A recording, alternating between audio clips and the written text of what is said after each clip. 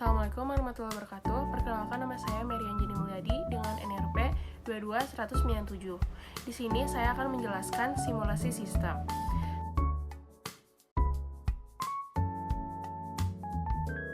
Simulasi sistem adalah teknik yang digunakan untuk memodelkan dan menganalisis perilaku sistem kompleks melalui eksperimen virtual.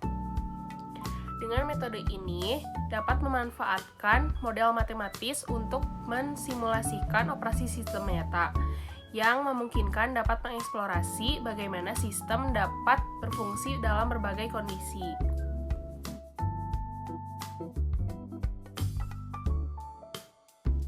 Tujuan mempelajari simulasi sistem yaitu memahami bagaimana sistem berperilaku dalam berbagai kondisi dan situasi tanpa resiko terhadap sistem nyata. Lalu, memungkinkan eksperimen dan analisis tanpa harus melibatkan biaya tinggi atau resiko yang terkait dengan percobaan fisik.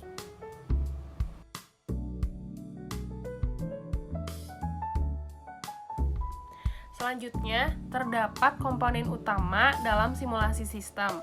Yang pertama ada model, yaitu persamaan matematis atau diagram untuk mereplikasi perilaku sistem nyata. Yang kedua ada data input, yaitu informasi awal yang diperlukan untuk menjalankan simulasi, termasuk variabel eksternal. Yang ketiga ada algoritma, yaitu langkah atau aturan untuk memproses data input dan menjalankan simulasi. Yang keempat ada output, yaitu hasil simulasi yang menggambarkan perilaku sistem yang disajikan dalam bentuk grafik, tabel, atau laporan. Yang kelima ada visualisasi, hasil simulasi melalui grafik, animasi, atau antarmuka yang digunakan untuk analisis yang lebih mudah.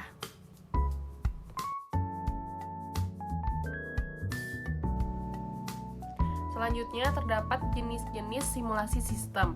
Yang pertama, simulasi sistem. Yang pertama ada simulasi diskrit waktu, yaitu sistem berubah pada interval waktu tertentu yang digunakan dalam analisis antrian, jaringan komunikasi, dan produksi. Misalnya simulasi antrian di bank atau rumah sakit.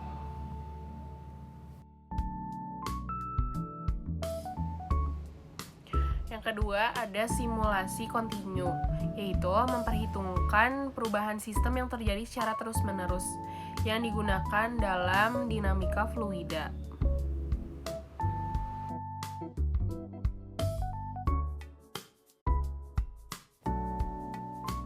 Yang ketiga ada simulasi agen yang fokus pada interaksi agen individu dengan atribut atau aturan yang mempengaruhi interaksi mereka, yang digunakan dalam studi sosial dan pasar.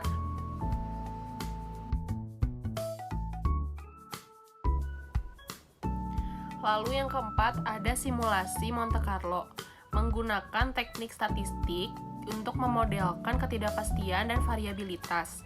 Biasanya digunakan dalam peramalan cuaca dan analisis resiko finansial.